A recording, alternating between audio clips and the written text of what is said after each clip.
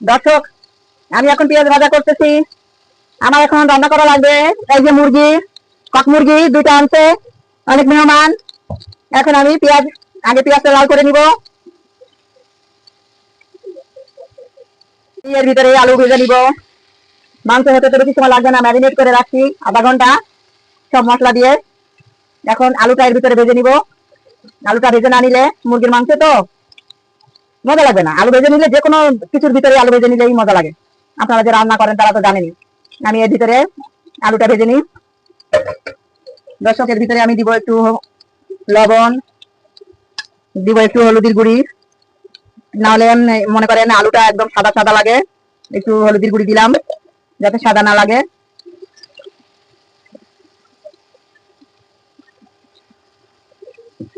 একটু ভেজে তারপরে আমি এর ভিতরে মাংস দিয়ে দিব। দর্শক, আমার আলু ভাজা হয়ে গেছে। এখন আমি মাংস দিয়ে দিলাম এর ভিতরে। এখন মাংস ভাজা করব, ওর ভিতরে মাংস ভাজা করবো। তা ভাজা করে তারপরে মশলা দিব।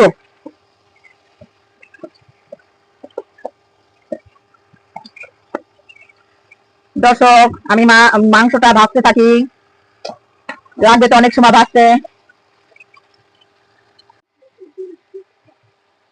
আল্লাহ তাআলা বলছে যে আমার পরে আমি যদি কাউকে সেজদা করতে বলতাম তাহলে বলতাম যে তোমরা তোমাদের স্বামীদেরকে সেজদা করো।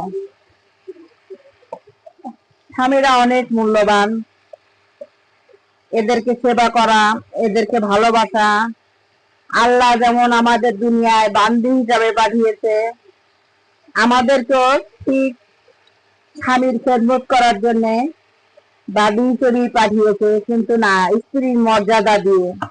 মহানবী সাল্লাল্লাহু আলাইহি সাল্লাম বলেছেন যে তোমরা সবসময় স্ত্রীদেরকে সাহায্য করো, হেল্প করো। তাদের যে মর্যাদা হাদিসে দিয়েছে, কোরআনে দিয়েছে, সেই মর্যাদা থেকে তোমরা বঞ্চিত করো না তাদেরকে। তাহলে কিন্তু আল্লাহ তোমাদেরকে পাকড়াও করবে, ছাড়বে না। দর্শক দেখুন, স্বামী আমাদের সাথে যত খারাপ ব্যবহার করুক, আমরা কিন্তু কি করি?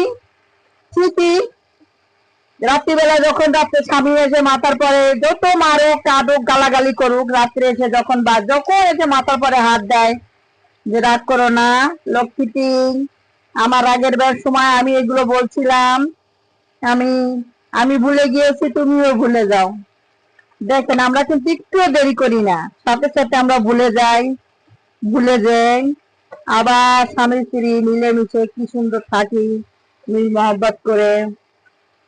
আমরা যেন সবাই এরকম থাকতে পারি। আল্লাহ যেন আমাদেরকে হেদায়েত দান করে। আল্লাহ যেন এই রমজান মাসে আমাদেরকে এই দোয়া কবুল করেন। আল্লাহ তুমি আমাদের হেদায়েত করো, দান করো। আমরা যেন সবাই মিলেমিশে একসাথে থাকতে পারি, স্বামী স্ত্রী।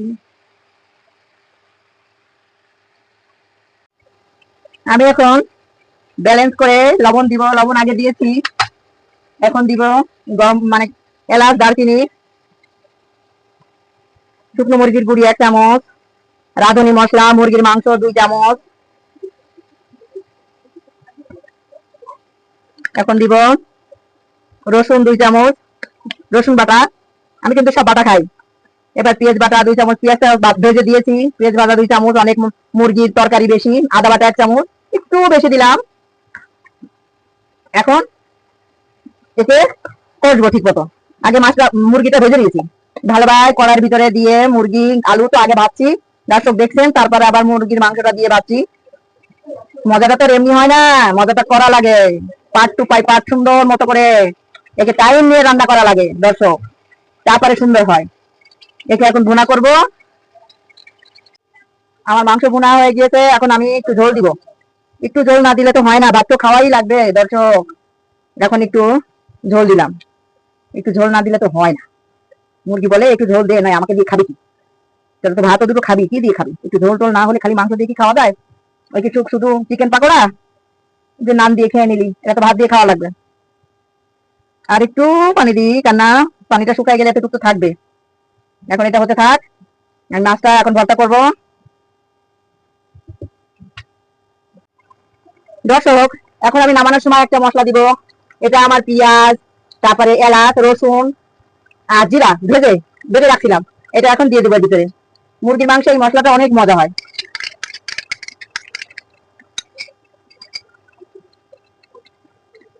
আমার মাংস এই মশলাটা দেওয়ার পরে আর বেশি সময় রাখা যায় না, একটু একটু ঝোল রাখছি, কেন লোক মেলা।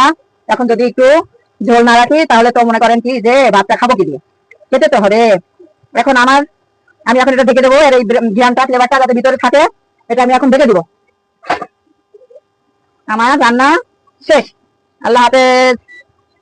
দর্শক দেখুন, আমার তরকারি রান্না হয়ে গিয়েছে, কালারটা সেই কালার, খেতেও সেই হবে। আপনাদের দাওয়া থাকলে চলে আসেন।